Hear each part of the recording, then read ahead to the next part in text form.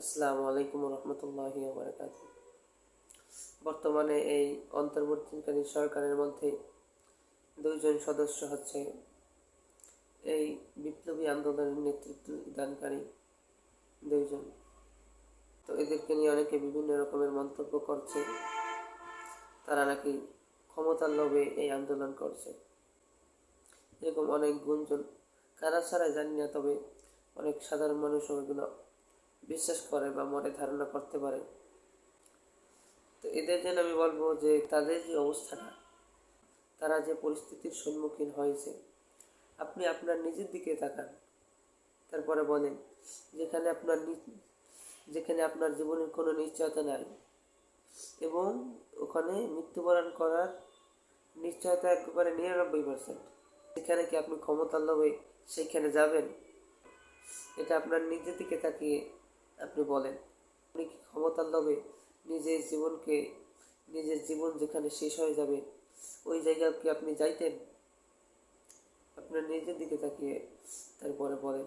এরপরে দেখেন, তাদেরকে যে সময় গুম করা হয়েছে, তারপরে কিন্তু 3-4 দিন ওখানে রাখা হয়েছে এবং বিভিন্নভাবে তারা কিন্তু চেষ্টা করেছে। তাহলে তো ওই সময় তারা স্যালেন্ডার করে দিল। সে সময় কি হাসিনা কি তাদেরকে কোন প্রপোজাল দিয়েছিল? তাদেরকে একেবারে তো অসুস্থ করা হয়েছে অত্যাচার করে। এরপরে বিভিন্ন রকমের প্রপোজাল কিন্তু তারা দিয়েছে।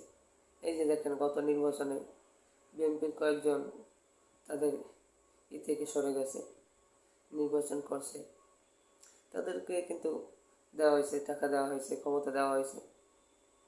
তো এদের এইখানে যে বিপ্লবটা হয়েছে, এখানে চাইলে তো তাদেরকে 5 জনকে 5,000 কোটি টাকা দিয়ে দিতে পারতো। এটা তো সামান্য ব্যাপার। এটা তো 5,500 বিজ্ঞানীর বাম হাতের ময়লা। তাদের টাকা পয়সার তো কোনো শেষ নাই। টাকা পয়সার পাহাড় তারা বানাই ফেলছে। এমন কোনো সেক্টর নাই যেখান থেকে তারা লুটপাট করে নাই। কী প্রস্তাব দিয়েছে সেটা জানি না, তবে তাদেরকে 5,000 10,000 কোটি টাকা দেওয়া এটা কোনো ব্যাপার ছিল না। একটা এমপি মন্ত্রী বানিয়ে দেওয়া তাদের কোনো ব্যাপার ছিল না।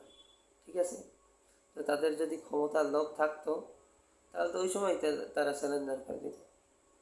নিজের জীবনকে বাজি রেখে এত অত্যাচার সহ্য করে তারপরে তারা যে ওইখানে যে অবস্থায় ছিল, তারা কিন্তু নিশ্চয়তা ছিল না যে ওখান থেকে তারা মুক্তি পাবে বা বের হতে পারবে। তারা ভাবছে যে হয়তো তাদেরকে মেরে ফেলা হবে। এরকম ভয়ভীতি দেখিয়ে তারপরে যে প্রস্তাবগুলো দেওয়া হয়েছে, তারপরেও কিন্তু তারা সেগুলো গ্রহণ করে নাই। তাদের বিরুদ্ধে যারা এরকম কথাবার্তা বলেন, এগুলো ঠিক না।